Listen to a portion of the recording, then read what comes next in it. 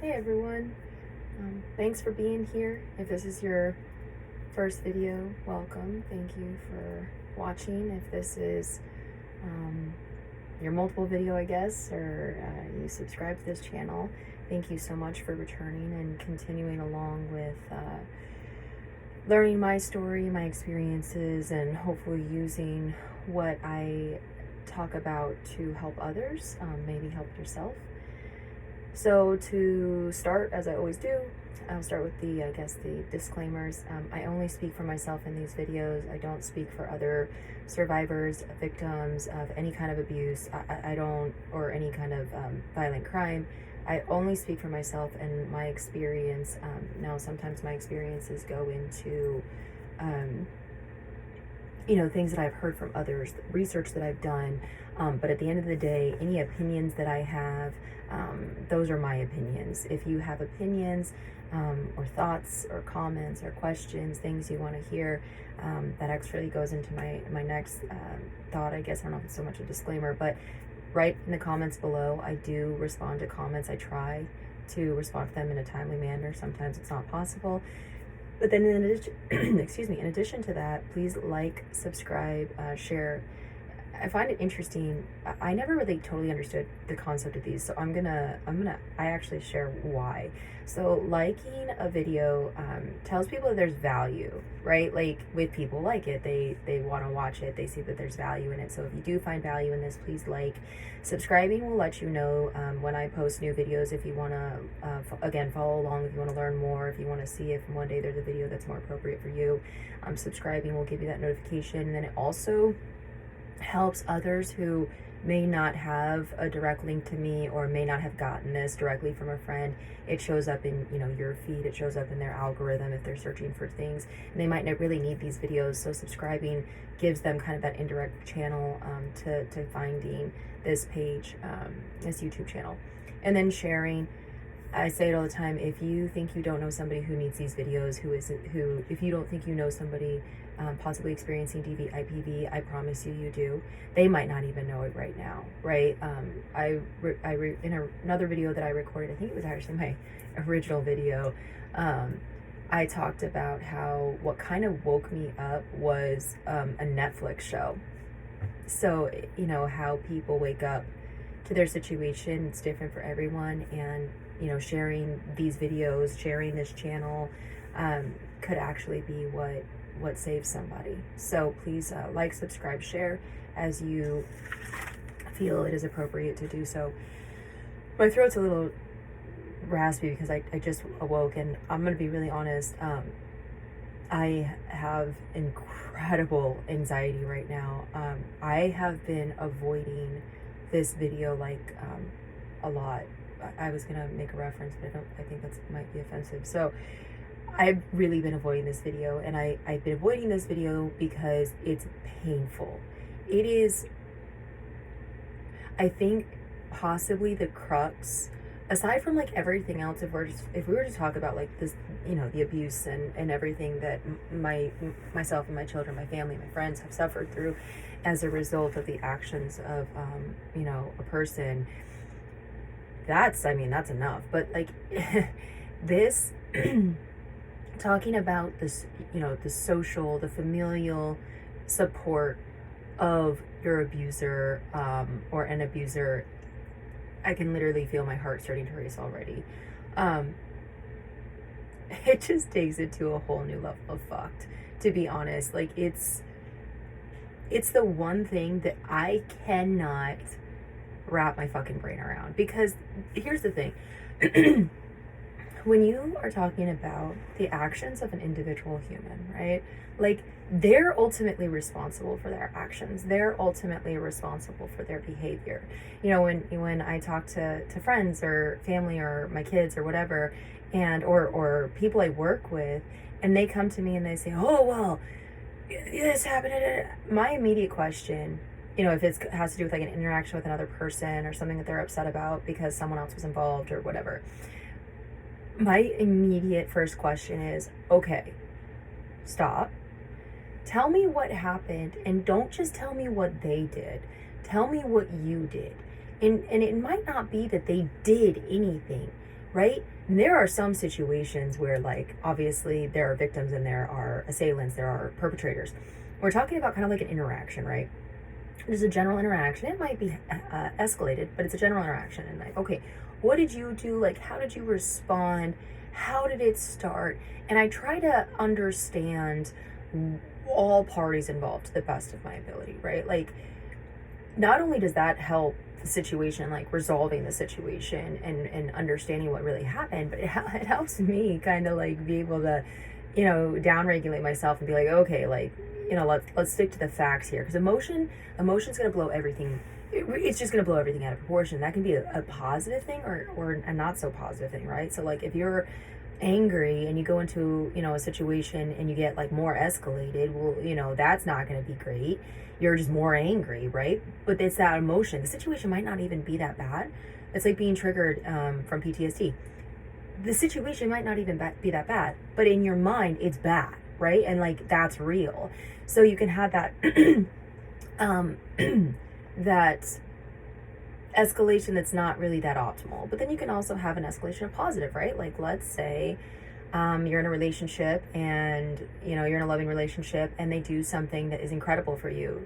That happened actually last night in my relationship, where my partner was literally self-sacrificing to make sure that one of my kids was very comfortable. The power had gone out, and one of my children is incredibly afraid of the dark and has to sleep with lights on. Well, the power was out, so there were no lights.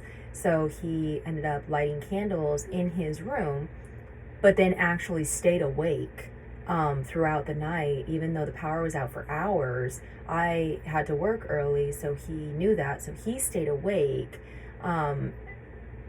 throughout the night until the power came back on to make sure that the candles, it was safe, that the candles were burning, but waited for the power to come back on so that he could turn the lights back on for a child, right? Just to make sure that if that child woke up from it being so hot, because it's summer in a hot place and the power's out, so there's no AC, that if he woke up, he wasn't terrified, right? So there's these, and to me, when I was told this, it was this immediate positive escalation of like just gratitude and love and thanks for this extra step, right?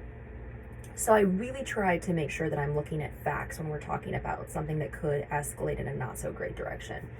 And a big part of that is because when you're talking about interactions between people, like whatever action, like for an abuser especially, that's their choice, right? That's their choice. That was their individual choice. I wouldn't blame necessarily someone else for the actions and behaviors of my abuser, of our abuser, because that was a choice he made. And there are people that are in his life that are incredible human beings, and I'm not going to hold them responsible for his shitty behavior, right?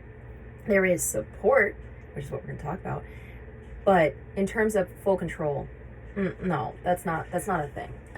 People are in control of their own behaviors and their own actions and reactions. It's really the only thing we can control in this life. So this is so perplexing to me because we're talking about social support of abusers by family, friends. I refer to the system a lot as being supportive. We're not even talking about that. I mean, I might end up saying things about that. We're not even talking about that right now. We're talking about friends and family. And when you as I always forget that disclaimer. I use the royal you. It might be you. I don't know. It might not be you, but I just say you in general. But when your abuser has that support and you are like literally sitting there like, what the fuck is going on? And I say that with emphasis because that's literally, that's like, I can't even explain the feeling that goes through me when I'm like, how can you support this? Okay, like that's what we're talking about. That's why this is so hard for me to record, because it is so upsetting to me. And I'm gonna be honest, I don't even know if I'm gonna make it through this whole video, but I'm gonna do my best. I try to record my videos through and through so that everybody knows I don't edit these videos. You see every mistake, you see every emotion, you hear every clearing of the throat. You might hear, background noise from my pets. You're going to see me, feel all of the emotion of this. This one, I don't know that I'll get through and through, but I'm going to try. Okay, so let's go through the history. Now, I'm going to use my situation, my experience, because that's what I have, right? But this, if you look at abusers over time, right? This is common. This happens, and this is something that I would honestly venture to guess the majority of victims and survivors are going to face, and it's something that I feel is necessary to prepare people for when they start to go on their journey of survival. So, for some history, my abuser had kind of your what you would think is like stereotypical like divorcee situation with his parents.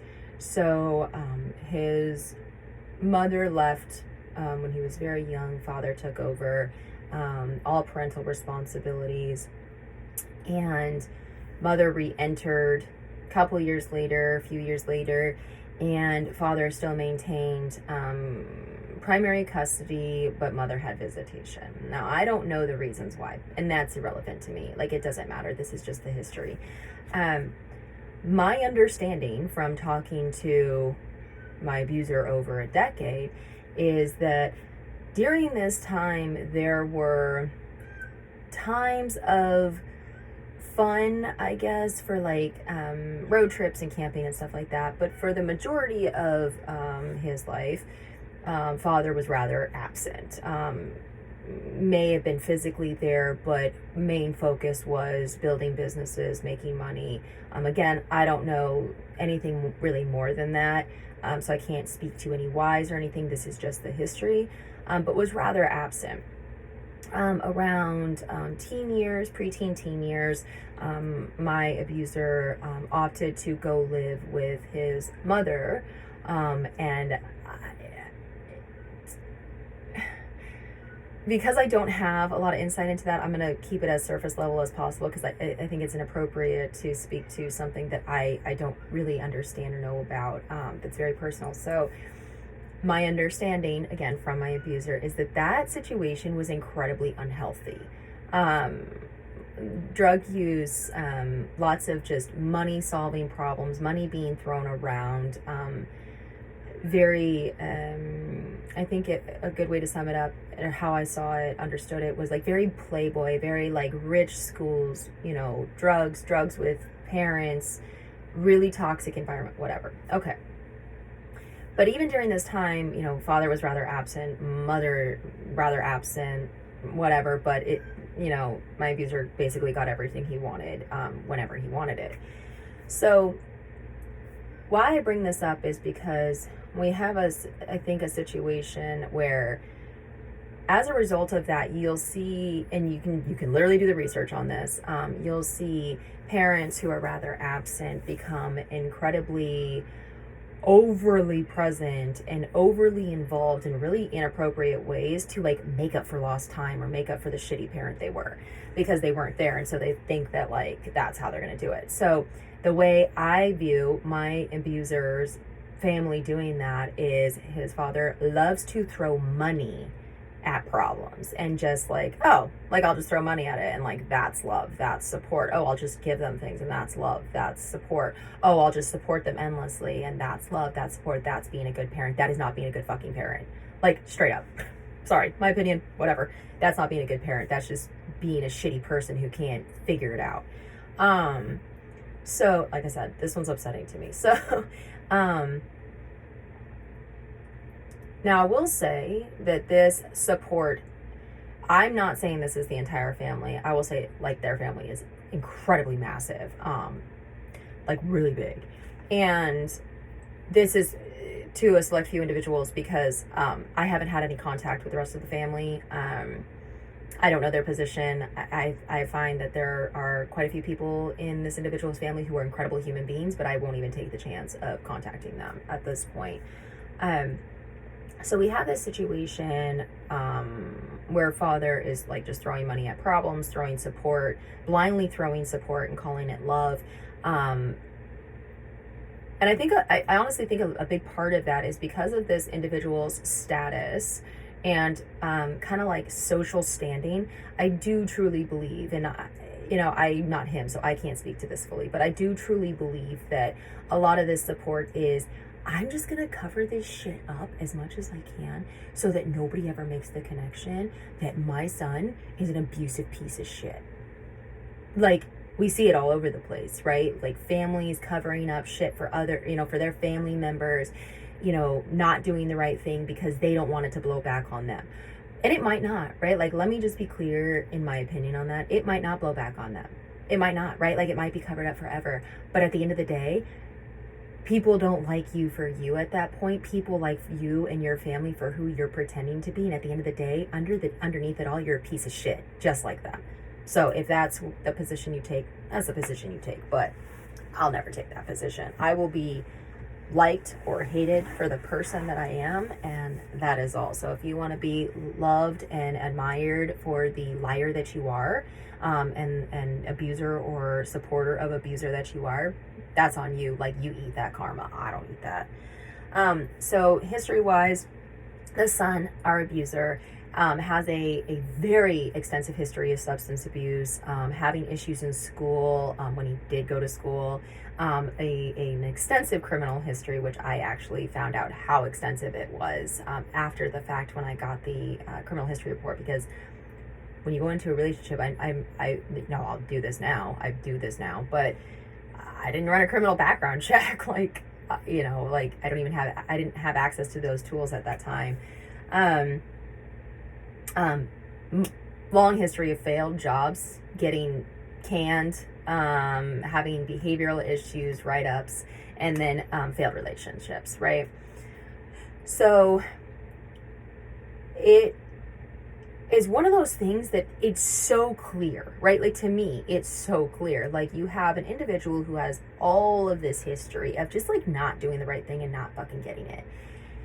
And then you've got this parent that supports. Now, as I said at the beginning, I am really big on making sure that I'm trying as best as I can to view all sides and really giving the benefit of the doubt. Now, for me, this is one of my biggest issues in terms of being in places where I am taken advantage of, that I am abused because I give the benefit of the doubt. I didn't believe evil existed until the night of the final event, when I saw it coming at me. And, I'm endlessly patient. One of my children literally calls me the saint, because I am so incredibly patient. And I am empathetic to a fault. It's something that I really, really personally struggle with, because that is who I am. And I'm not going to not be who I am, but who I am does open me up to people taking advantage of me and abusing me, because I am constantly giving the benefit of the doubt. So a lot of my understanding along the way and at the end, when the shit really hit the fan, was maybe they don't know, right? Like, maybe they don't know, and that's why they never step in. That's like why they never say anything. And I truly believe this. Like, maybe they just don't know. Now, I wasn't going to go and out him to his family. One, because he does have family members that are incredible human beings, and like, I didn't want to cause them distress, something they couldn't control. That was a mistake on my part, honestly. It was. I wish, if I could go back in time, I wish so much I would have said something. I would have told someone in his family, not to necessarily help him, but to help us, or to like bring the truth to light, right? Like, I wish I would have done it. I didn't. And I wish I did. So that was a mistake on my part. But in my mind, They just didn't know because he was lying to them, right? Or he wasn't telling them what was happening. He was manipulating them. In my mind, they were victims of his manipulation and mind abuse as well. And this kind of was supported by the fact that they were never there other than like for family gatherings, which would be these like ridiculous over the top like all this like food and like all of this fake schmoozing, and it was gross, honestly. Like, I liked seeing some of his family members, but I was always incredibly uncomfortable going. My children were always incredibly uncomfortable going. And the only time I ever heard from these people was in planning for these events and in asking what the kids wanted for holidays. Other than that, like, I never heard from them. You know, no matter what was going on in, like, with medical stuff or with the kids or, you know, anything like that, they never reached out to me. They never messaged me. They never called me. I mean, when I say never, that's a blanket statement, but I literally can't remember a single time. It's possible that they might have a couple of times, but it would have been how it affected them or how it affected their abusive family member, abusive son. So to me, they just didn't know because I never told them, and he must have been lying to them. But in this situation, I don't even know how bad it is, so I don't know what I would even say. A lot of this is hindsight. Hindsight, I've said in another video, hindsight is 4K with this shit. Like, you get out and you're like, wait, what? Like, what was that? And you start to really see the truth because you actually have the space and you actually get some sleep and you aren't living an existence of just trying to, like, you know, stop things before they blow up, you know, diffuse the bomb. You're not living an existence like that, so you actually get to be able to think about what your existence was. So this is what I used to think, but this is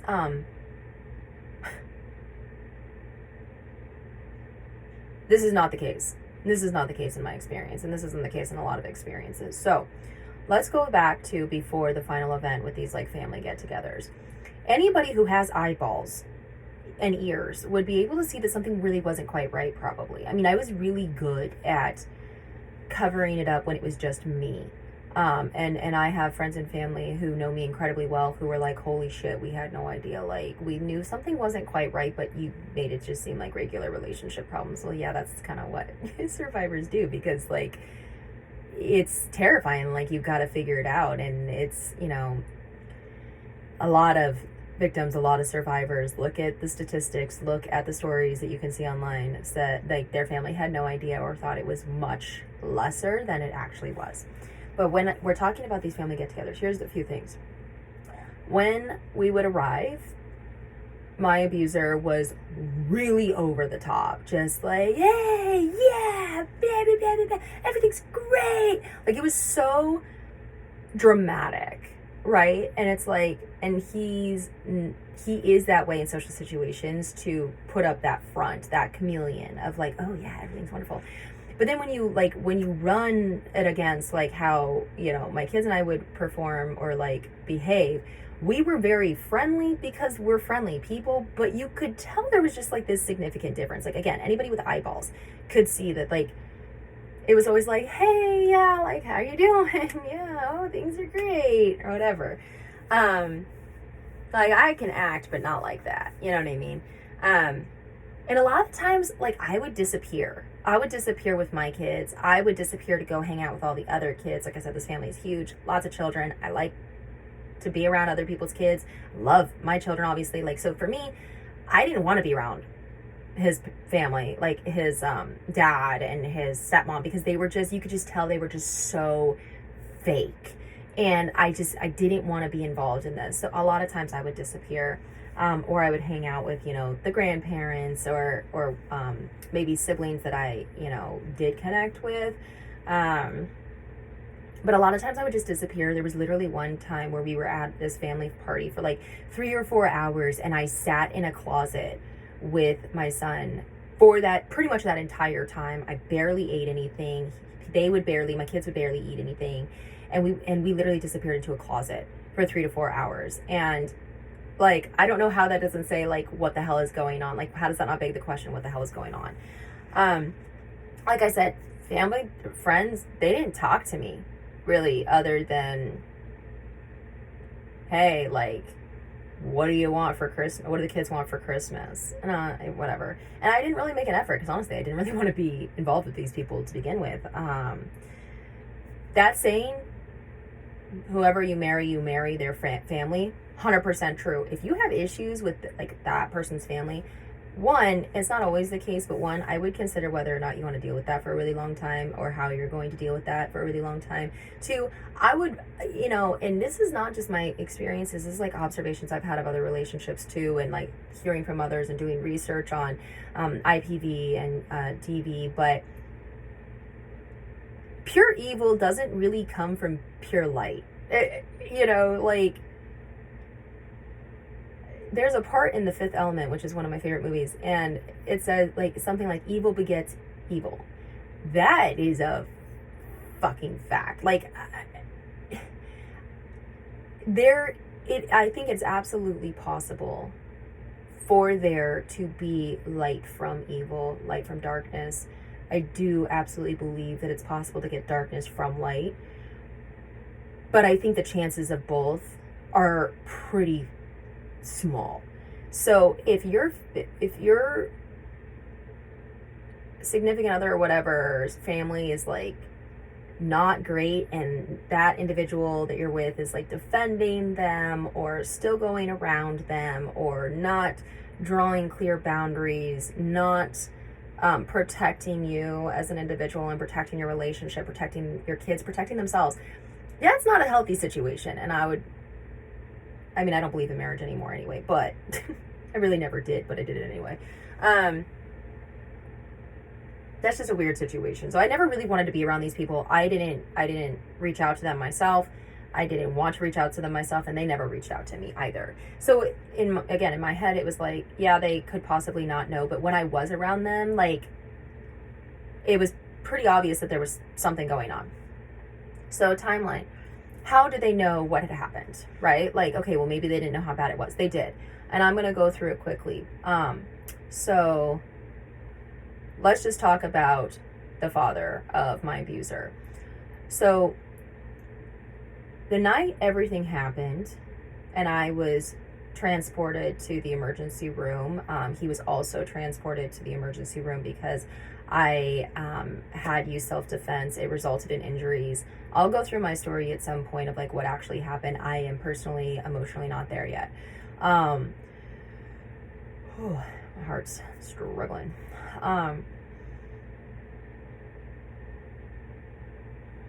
Earlier in the day, I had deleted the contact information for anyone associated directly with my abuser. That included, his friends that had kind of become mutual friends, but not really, and then his family. So I get a text. I don't remember very much of my emergency room stay. My concussion was severe. I don't remember very much, but I remember this because it made such a huge impression on me. But I get a text message, and somehow I had my phone in the ER room, and I'm in and out of consciousness, but I get a text message that says something, I don't even remember exactly, but it says something like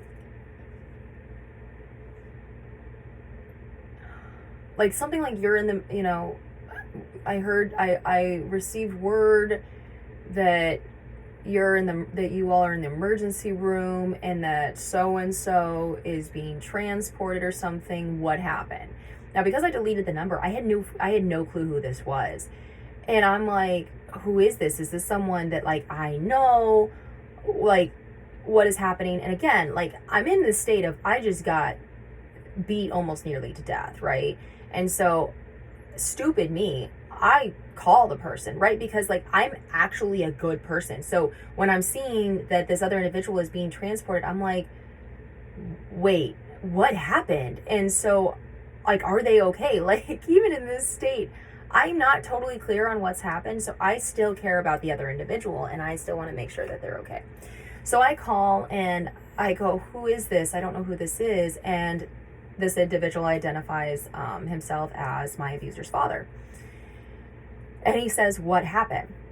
And I told him what happened. And I'll give this tidbit just so that it like is understood. And this is documented 15 different ways from Sunday.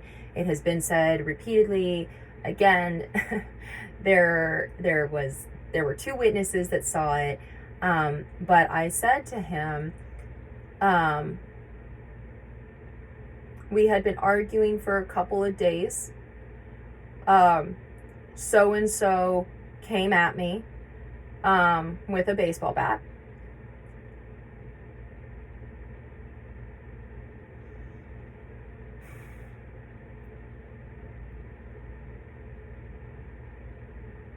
Okay, sorry. So-and-so came at me with a baseball bat. I managed to get the bat from him because he was very intoxicated. As he lunged at me, I kind of like threw it up in a wild swing and made contact and injured the side of his head. And then he proceeded to beat me unconscious. And that is what I can recall. I can't say that that's verbatim, like word for word, but that's basically how short it was. But that tells a lot of fucking information, right? And this individual goes, oh, that's not good. And I just said, and I could hear it in his voice, that at that point, he didn't give a shit if I lived or died.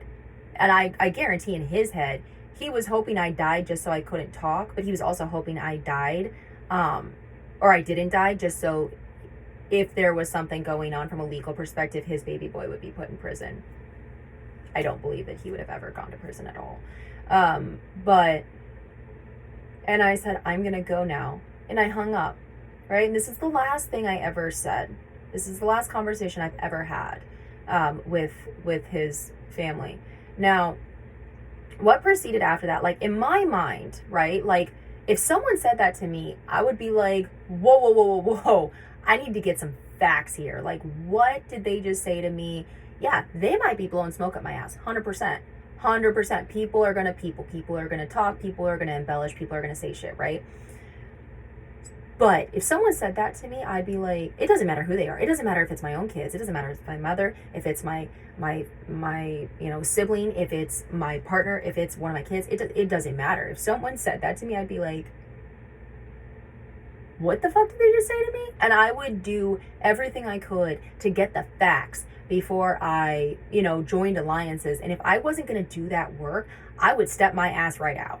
I would back up and be like, you know what? Until I fully understand what's happening here, like I cannot be involved in this because I am not going to align myself with someone who has literally no moral compass, who's an abuser, who's hurting others. Like, and even if that's not the case, please understand that I'm going to make sure that's the case before I do anything going forward.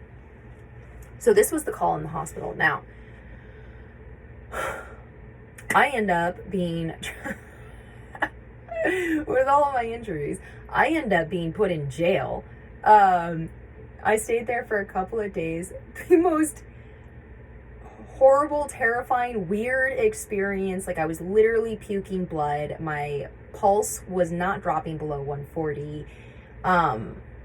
They didn't care. They literally saw me puking blood and they were like, okay, here's some water. They saw that my heart rate wasn't dropping, and I have an arrhythmia. They knew that, like, I had disclosed everything. I was honest from the very beginning, like, literally, and it was, like, the strangest thing. I did end up interacting with some cellmates, I guess they would be called, and some women. At one point, it was, like, 5 women in a holding cell, which I thought was so bizarre, because then when I was taken out for my pulse to get checked and, like, my blood pressure and all that stuff to be checked, because of all my injuries, there were so many empty holding cells, but for some reason there were 5 women in like the size of a bathroom.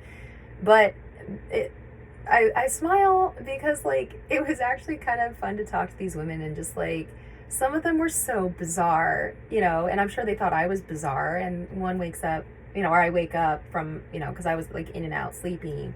And I wake up and she had been there before, and like she knew the guards and whatever. And I go, "You've been here before?" She goes, "Yeah, first time." And I go, "Yeah, I'm not supposed to be here." And she's like, "Yeah, you can tell." I was like, "Yeah."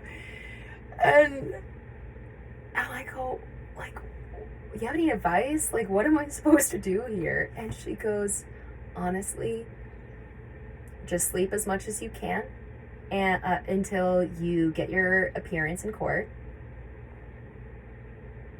and just kind of keep to yourself and see it as almost like a mini vacation." I was like, "Okay, I don't think I can do that, but you know what? I'm gonna try." And this woman was like, she was hilarious. And so, like, I met these fun women, and that one in particular, and so it wasn't all bad. But like, I go to jail, and then like I get out, I go to a treatment unit to try to get some sleep and to eat before waiting for my family to come and get me in another state so that I could flee back to my home state from the state I was in.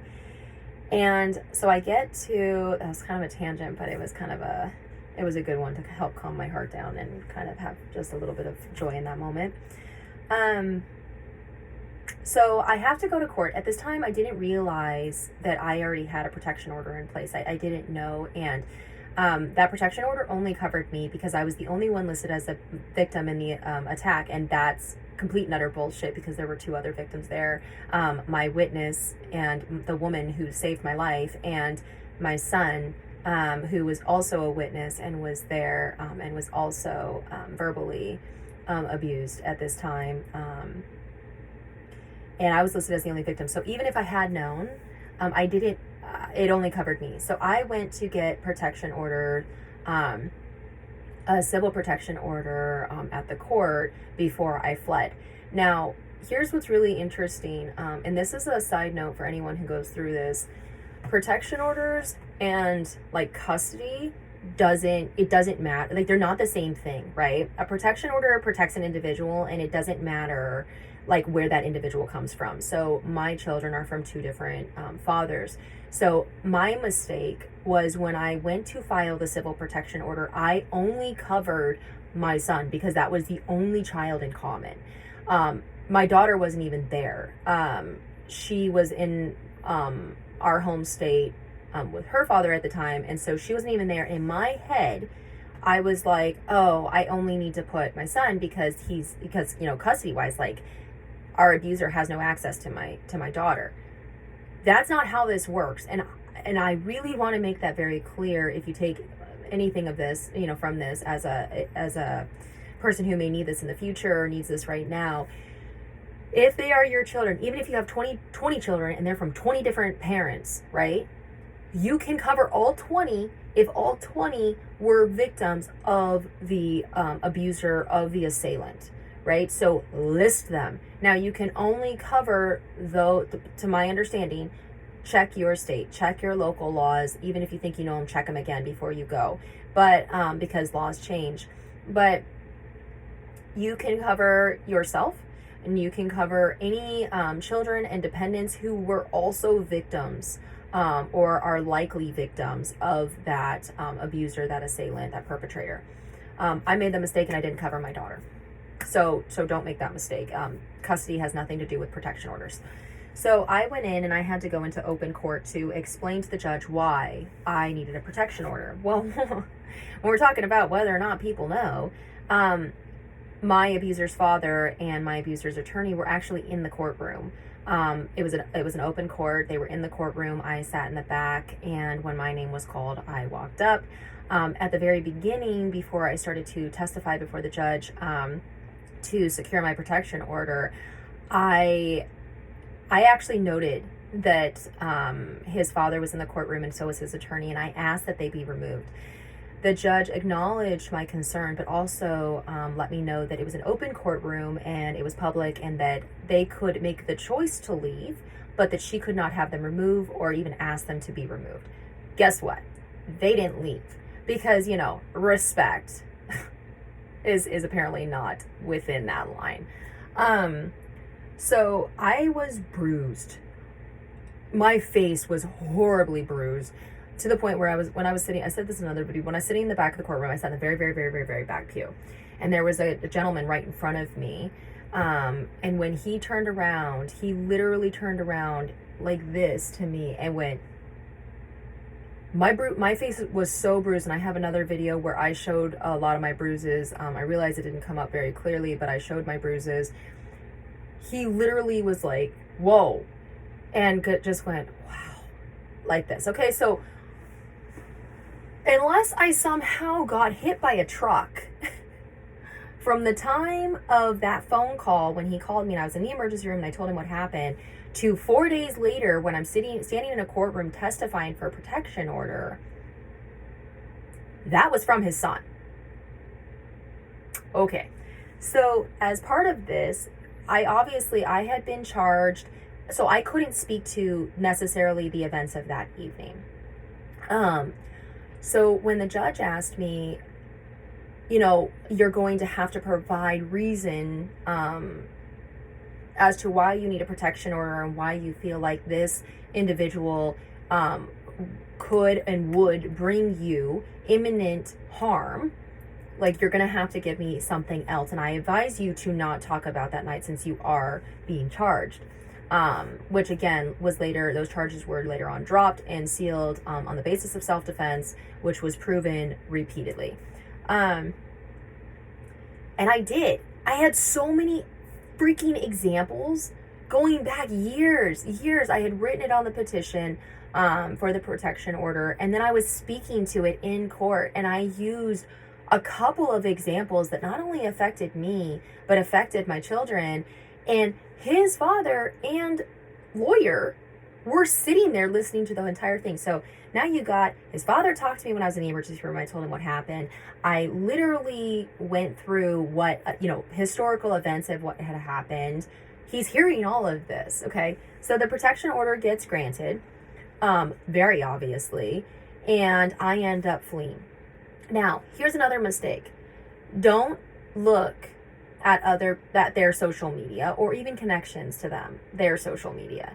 Now, I didn't have social media. I don't have social media as who I really am.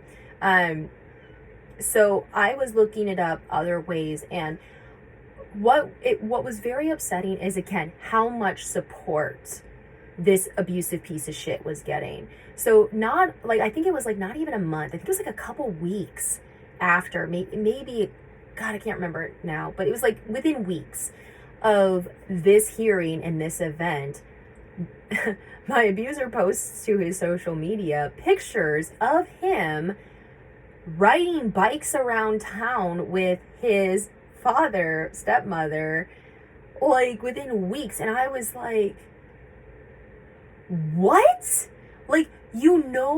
That there is at least a possibility, even if you don't believe me, there's at least a possibility. You saw my face. You heard the other stories. His history, and you're just riding bikes around town like it's no big deal. Are you fucking kidding me? Now, that is literally that's why I'm recording this video, because that pain of seeing your abuser have this support from people who claimed to love you, want to be there for you. Oh, you're a member of our family. Oh, we love your kids. Bullshit.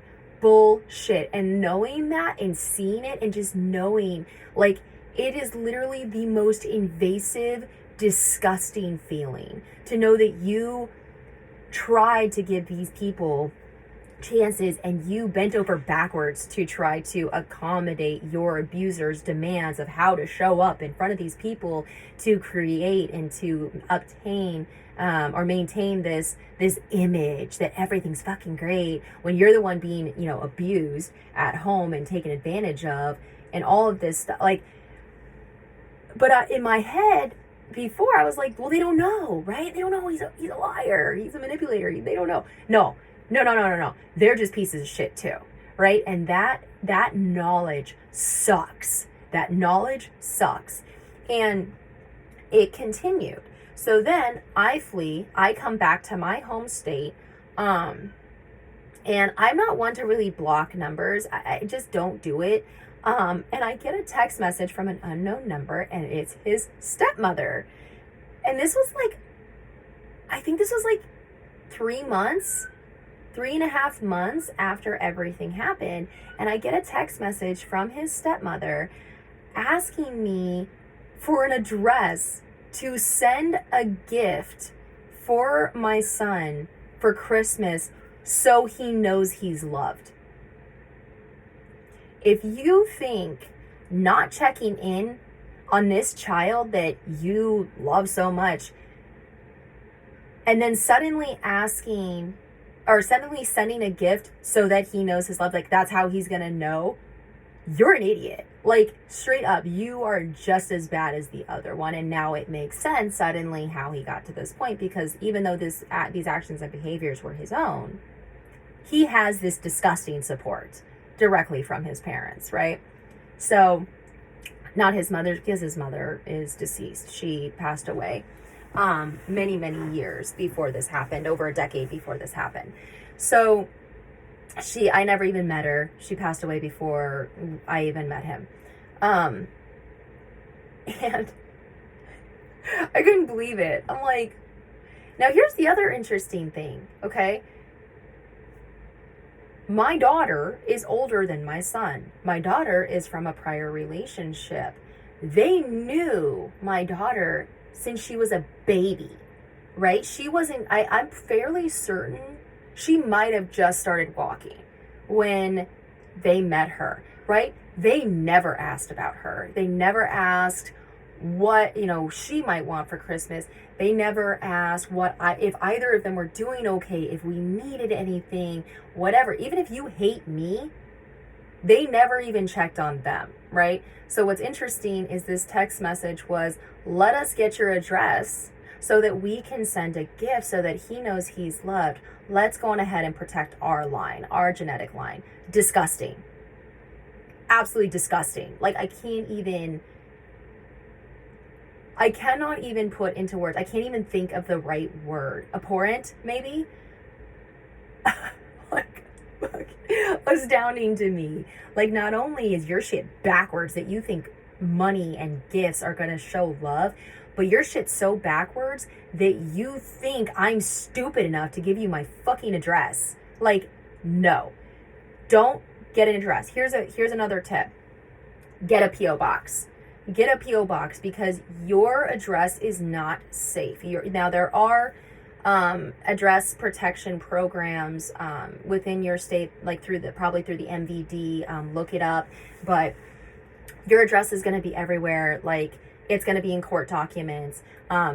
If you change your address and you do a mail forward, the USPS will actually send the sending party your current address. So at the end of the day, pay the money, go to USPS.com, get a P.O. box, set yourself up on mail forwards to the P.O. box, and then you can opt into informed delivery so you know what's coming into your mailbox ahead of time. And then you can also set yourself up, at least in my state, you can also set yourself up to have what looks like a real address in case places don't take P.O. boxes, right? So if like a court document says you can't use a P.O. box, well, you can opt in to use a physical address and it will still forward to your P.O. box, so you're still able to protect your address and your physical location. So this happens. I didn't respond. There were so many things I wanted to say, but there was no way I was going to give them the time of day. So that was the first number I blocked, was hers, and have never received any contact since.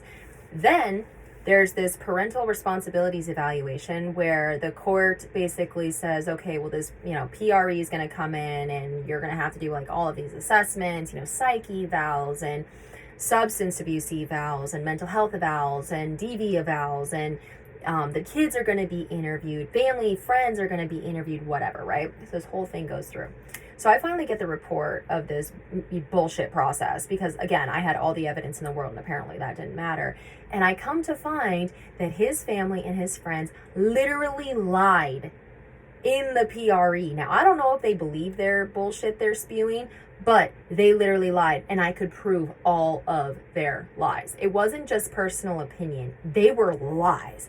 An example, one of the individuals said, oh, well, when she was never around, except for at family get-togethers. True.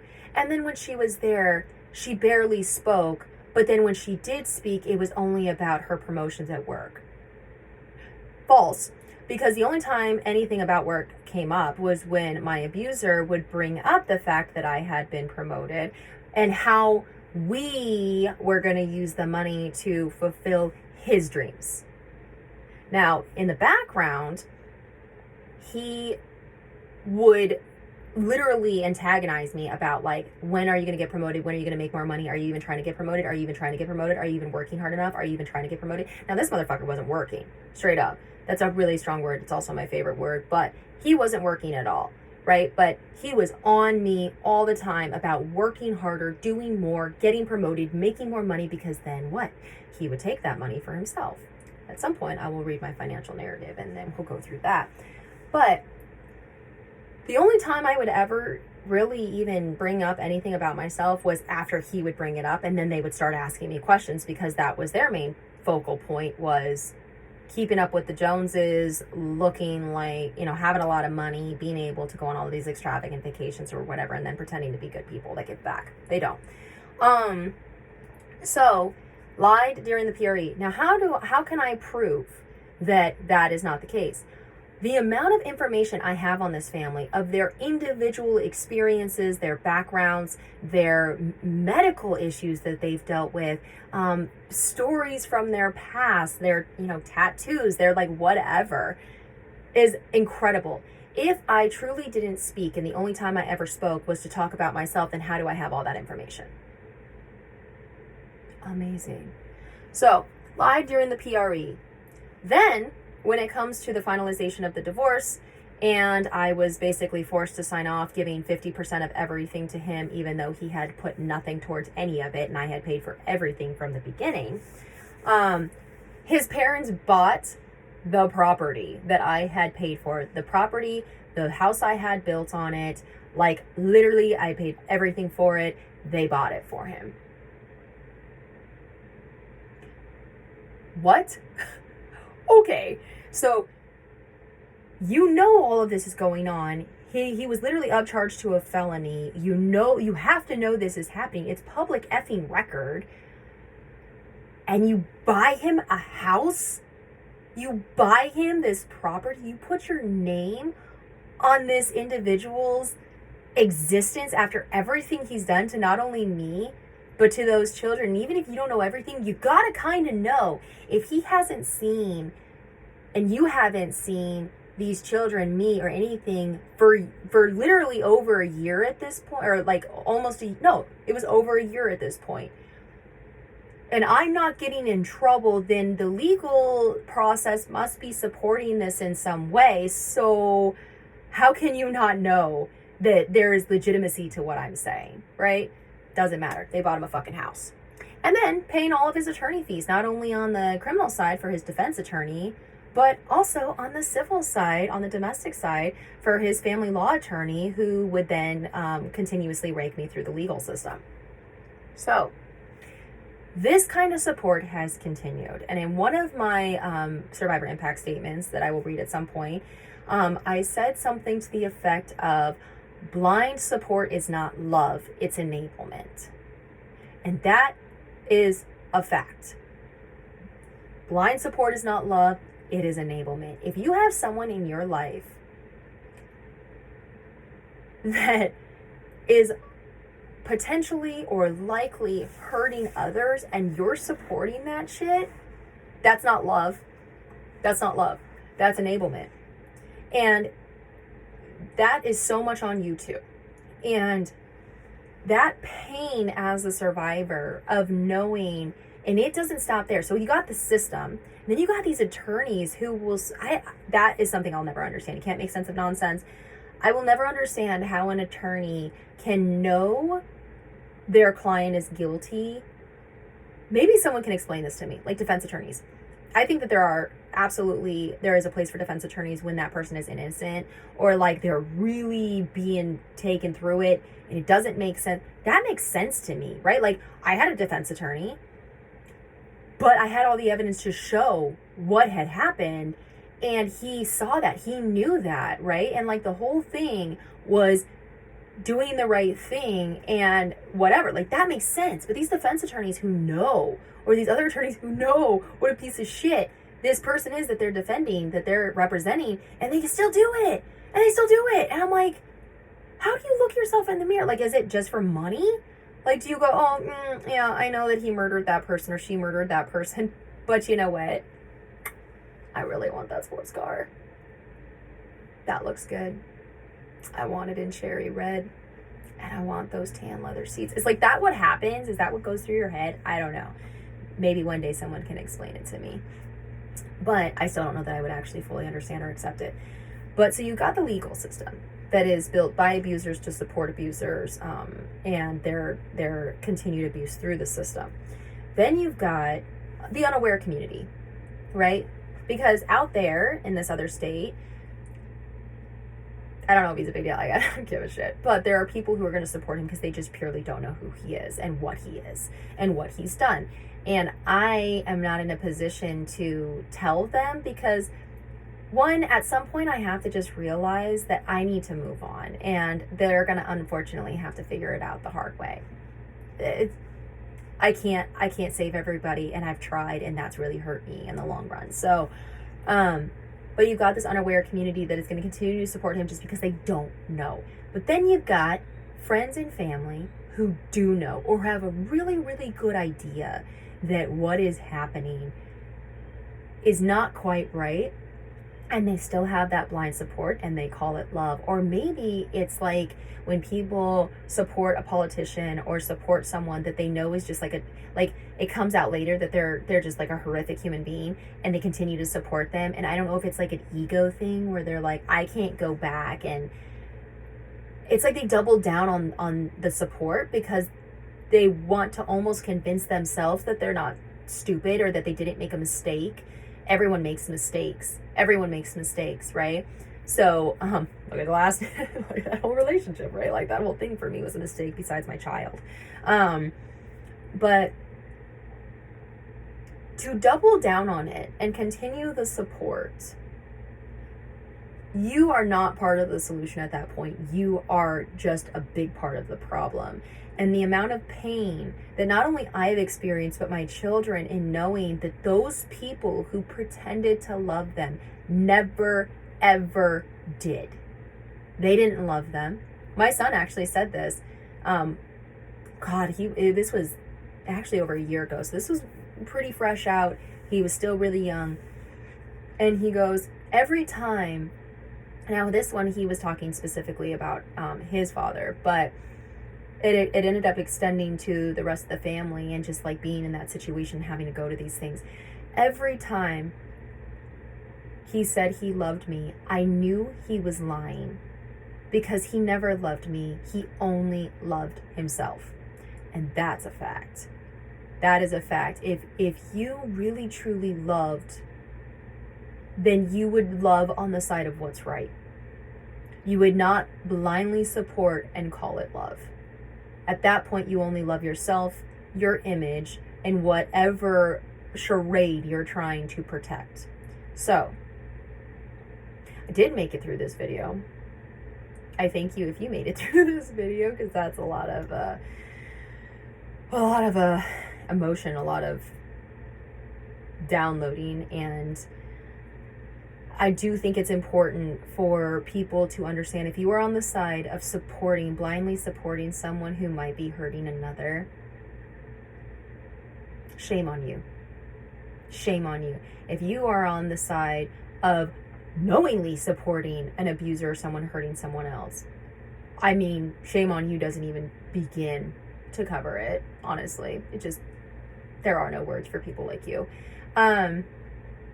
If you are on the side of being a victim, a survivor, a family or a friend of a victim or survivor who has done their due diligence to ensure that they truly are a victim or survivor, Yes, it hurts. It hurts really bad. It hurts to know that this is allowed to continue, and this is not only continued, this isn't, it's allowed to continue because it's supported and it's okay by people, and that sucks, and it's always going to suck, and it's always going to hurt, and it's always going to sting, and there's nothing you can do to stop it. But keep doing the right thing, because it's worth it in the end. And you can't save people like that. Don't even try. Just move on and focus on yourself, focus on your healing, the healing of your friends and family, and giving back to those who need whatever you've learned or whatever you can give, even if it's a little, even if it's just a penny and not a whole dollar. It's worth it. Keep fighting for what's right. And with that, I will wrap it up. Again, if you made it to the end of this video, thank you so much. Please like, share, subscribe, comment below.